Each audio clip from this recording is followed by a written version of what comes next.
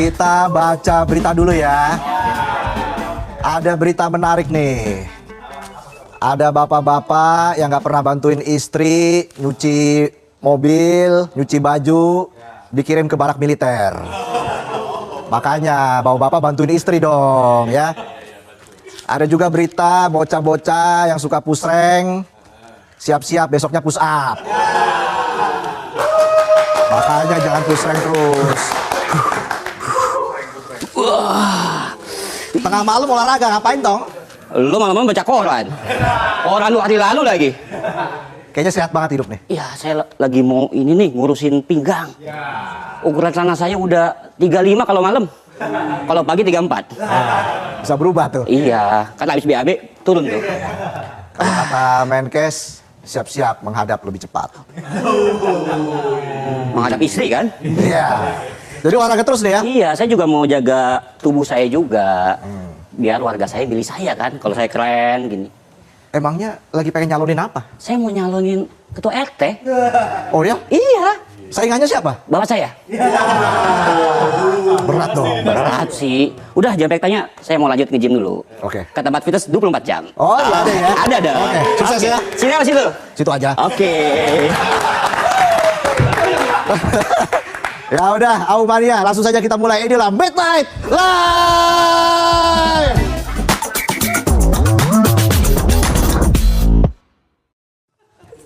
Kita langsung ke berita yang pertama ya, Bray. Yo yo yo. All my brother and my sister. Ats Gane. Kali ini kita bakal bahas tanaman yang sempat bikin negara ini alergi. Sekarang bakal diteliti.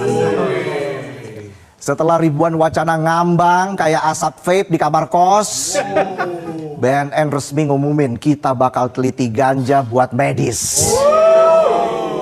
Rakap terus, ats gak nih? Ini momen langka, Bray. Negara kita yang biasanya anti ganja, kayak bapak-bapak Facebooker anti TikTok, tiba-tiba ikutan tren joget statue. Kalau memang cocok, bisa datang ke rumah. Hey, statue. Sekarang kita serius ya. Ternyata negara bisa ngehit setelah dapat desakan, demo, debat, dan pasien udah wafat. Salah satu pemicunya adalah wafatnya Pika, pasien yang butuh ganja medis tapi negara slow respon. BNN baru bergerak setelah pasiennya sudah tidak bernyawa. Fix negara nggak suka early access, sukanya nunggu deadline. Padahal riset ganja sudah dibahas entah dari zaman kapan, tapi lebih sering diomongin daripada dikerjain. Kayak cowok wibu yang bilang aku serius kok sama kamu, tapi abis itu ngilang 2 minggu, muncul ngajak nonton Naruto. Ganja itu tanaman bukan setan, jadi jangan takut-takutan. Secara medis dia bisa bantu pasien epilepsi, kanker, nyeri kronis, asal dosisnya pas dan niatnya bener, Bray. Kalau dipakai buat healing sambil dengerin paman Bob Marley, terus nangis lihat lampu merah, tiba-tiba teriak bumi diinvasi Decepticon, padahal yang lewat truk tronton. Itu sih fix fantasi kalian terlalu tinggi. Tapi ingat, Bray, jangan sampai riset ini jadi eksklusif kayak grup alumni yang cuma isinya bos-bos. Publik harus dilibatin, apalagi yang udah ngerasain langsung manfaatnya. Soalnya kalau enggak, takutnya hasil risetnya kayak penonton di studio nih. Ngerti nggak ngerti, yang penting ngakak aja. Iya lagi. Anggota DPR Hinca Panjaitan juga udah ngegas. Negara jangan lelet, katanya. Betul, Pak. Atau jangan-jangan birokrasinya lagi fly. Ganja bisa bikin slow motion, tapi jangan sampai negara ikut-ikutan slow, ngeframe, lambat. Untungnya sekarang BNN udah gandeng Kemenkes dan BRIN buat riset. Formasi lengkap. Udah kayak boy band namanya With Direction. Agar riset ganja terarah, bukan melayang tiba-tiba. Semoga risetnya nggak bertele-tele Kayak sinetron jam 2 siang ya. Panjang, endingnya nggak ada, kepotong iklan makanan kucing lagi. Intinya ganja medis itu peluang buat nolong banyak orang. Bukan buat mabok-mabokan di rooftop. Awalnya ngobrol soal kerja, lanjut urusan rumah tangga, sampai bahas dinosaurus kenapa bisa punah. Jangan takut sama tanamannya, takutlah pada manusia yang salah pakai. Karena yang bikin rusak bukan ganja, tapi ego yang dilinting tanpa logika. Ganja medis itu kayak mantan. Dipikirnya toksik, ternyata bisa jadi penolong di masa sulit. Bisa nombokin utang di warung, bisa bantu bayar kartu kredit. Tolonglah negara, jangan kalah bijak sama tanaman. Tanaman aja bisa nyembuhin, masa sistem masih nyakitin?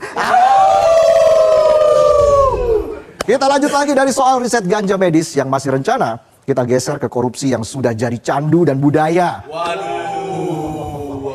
Kali ini kita bicara soal proyek fiktif, tapi kerugiannya fakta. Ada 2 proyek lagi. 11-12 sama pacar yang tiap hari bilang, "Good night babe, love you so much. Miss you my future husband." Tapi di belakang ternyata jalan bareng sama bestie. Lovely tapi racun. Kita mulai dari PT Telkom dulu nih, perusahaan BUMN kebanggaan negeri yang katanya bisnis jaringan sinyal, tapi geraknya kadang suka nakal. Cubit nih. Menurut Kepala Seksi Kejati DKI Jakarta, total kerugian negara 431 miliar rupiah. Kalau dijadiin paketan internet, bisa live joget satu negara itu. Musik! Bor, beras habis bor. Hai, mari kita joget.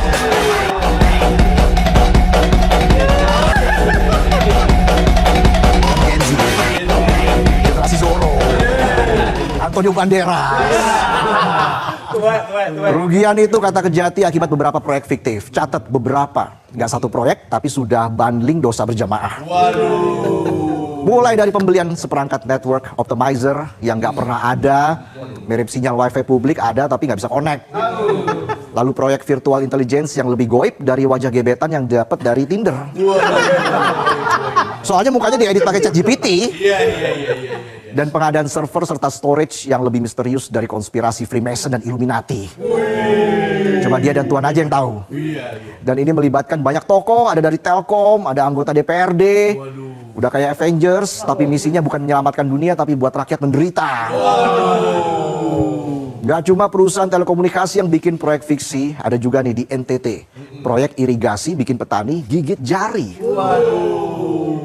Jadi ceritanya ada 4 orang ditetapkan jadi tersangka kasus korupsi jaringan irigasi di YHS Manggarai Barat NTT yang mengakibatkan kerugian negara 2,3 miliar rupiah. Kecil sih kalau dibandingkan klasemen Liga Korupsi. Masuk divisi 4 ini ya. Tapi dampaknya nggak kecil, bisa bikin petani menggigil kelaparan. Proyek irigasi ini digagas di daerah rawan kekeringan agar pertanian tetap bisa jalan. Tapi nyatanya irigasinya ada, tapi yang ngalir cuma air mata petani. Ladangnya tetap kering, petaninya tetap susah panen, tapi dompet koruptornya subur. Modusnya klasik banget, markup, fiktif, SPJ bohong, kayak cowok playboy, fit IG-nya stylish, isi ATM-nya tragis. Koruptor irigasi sudah ditangkap, proyek fiktif Telkom juga mulai diusut. Tinggal kita tunggu vonisnya, jangan sampai kayak jaringan internet, lemot, dan putus-putus. Dan hukumannya jangan kayak perintah senior di grup kantor, cuma dirit nggak dijalanin. Sering ya? Semoga suatu hari kita nggak cuma bangga punya IKN dan tol Trans Sumatera, tapi juga bangga bilang di negara gue koruptor dihukum berat, bukan berat sebelah. Kita lanjut ya penonton. Dari kasus proyek fiktif dan korupsi yang bikin kita terus-terusan emosi, kita lanjut bahas investasi yang niatnya bikin ekonomi rakyat happy, nyatanya tetap aja lagi-lagi bikin naik tensi. Orang bilang kita ini bangsa yang ramah, tapi pas investor datang bukannya disambut karpet merah, tapi ini langsung dijadikan sapi perah dan disambut kapak merah. Lihat investor udah kayak lihat mantan dapat kerja, langsung disamperin lagi utang. Ingat waktu kita bareng, sini gantiin. Boncos gue nih. Boncos gue sama lo. Jadi ceritanya begini ceritanya. Belakangan viral video oknum Kadin Kota Cilegon minta proyek 5 triliun rupiah ke investor asal Tiongkok. 5 triliun. Itu minta proyek apa minta pabrik? Bayangin 5 triliun rupiah. Kalau dibeliin cendol hijau tuh Antartika. Kesenjangan cendol. Saya puterin nih videonya.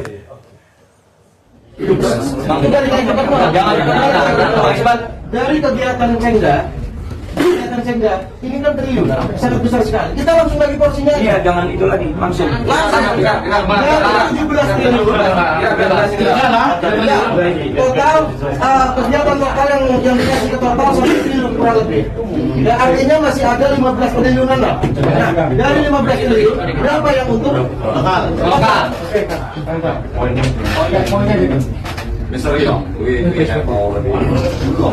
Sesuai dengan pertemuan-pertemuan yang selanjutnya.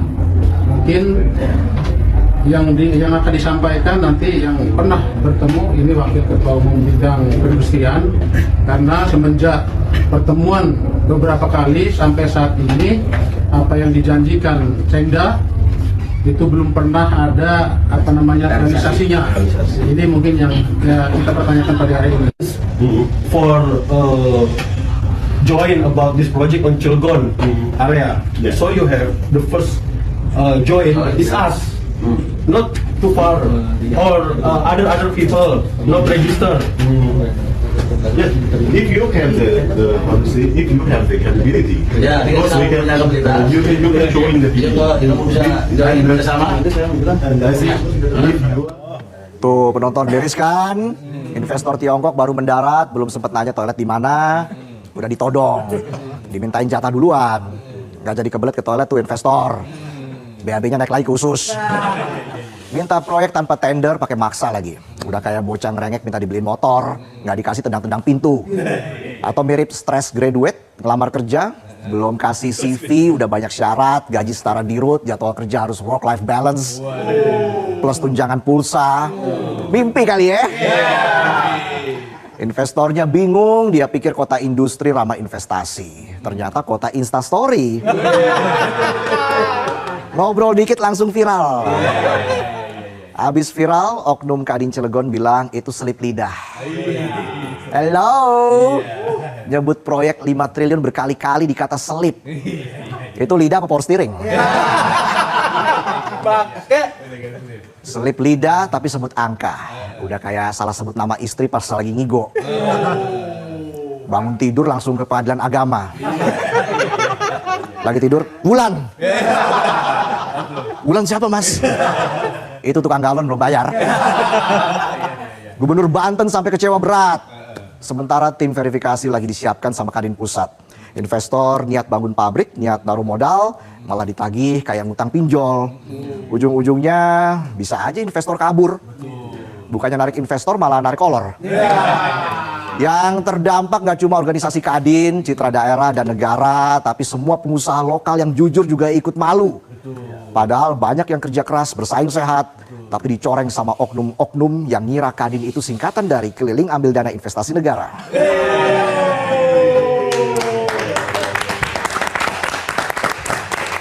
Come on. Investor itu didatangkan buat rakyat, bukan buat dijadiin objek malak. Kalau mau cari jatah, mending malak temen aja di warkop. Minimal nggak masuk berita, paling cuma di blok WA-nya. Jadi intinya kalau semua proyek kudu setor duluan baru bisa jalan, investor jadi mikir-mikir mau taruh duit. Ini negara apa kos-kosan, mau masuk bayar uang kunci dulu. Jangan sampai peristiwa serupa terjadi lagi, di mana setiap peluang masuk harus disambut jatah mana jatah. Ingat, kita ini mau dikenal jadi negara ramah investasi, bukan republik penuh intimidasi.